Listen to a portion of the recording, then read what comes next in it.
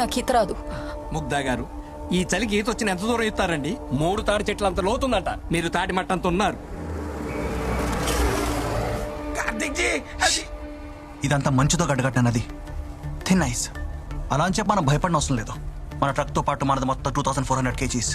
మనం 40 km/h speed maintain చేస్తే మనకి ప్రమాదమే లేదు. కార్తిక్ జీ, ఉరుగా! అల్లుడి గారు ఏదో చెప్తారు, వినొచ్చుగా. డిస్టర్బ్ చేయకు, నోరు మూసుకో.